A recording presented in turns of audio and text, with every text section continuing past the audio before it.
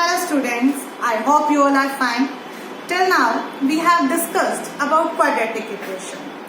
Today we are going to do methods to solve a quadratic equation.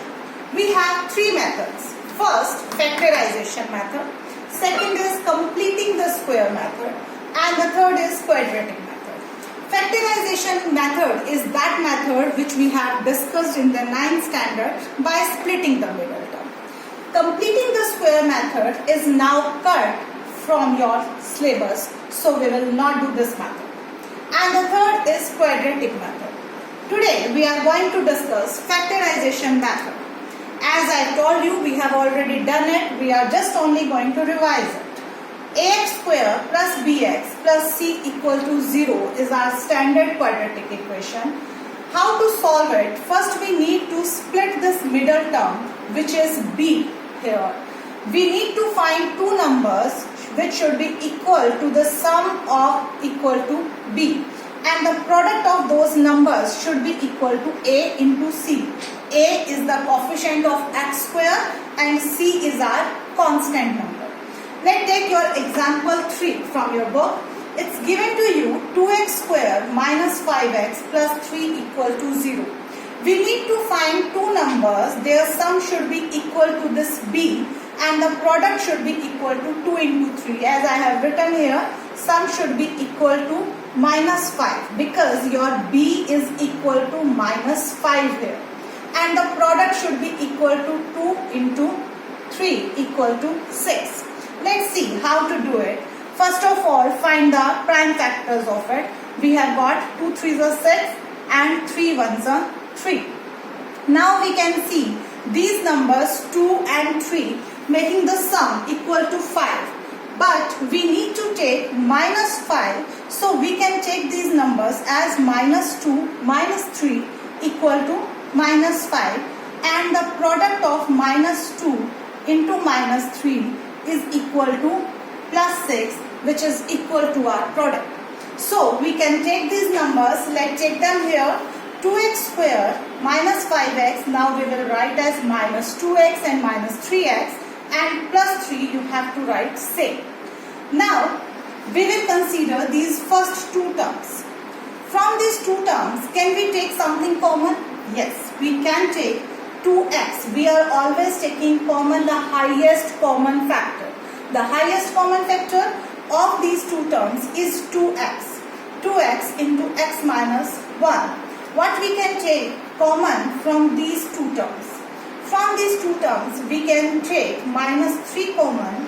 If we take minus 3 common, here x is left and here minus 3 divided by 3 minus 1 is left. Now, we can take common from these two terms x minus 1 common and here 2x minus 3 is left.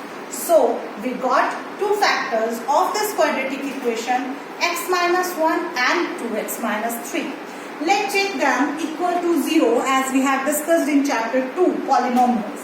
X minus 1 equal to 0 and 2x minus 3 equal to 0, which are equal to x is equal to 1 here and x is equal to, if we take minus 3 on that side, it will be converted as plus 3 and 2 will come under this. So we have got two roots of this quadratic equation, 1 and 3 by 2. I hope you understood. Let's come to the example 4. Example 4 is given to you 6x square minus x minus 2 equal to 0. We are going to repeat the procedure.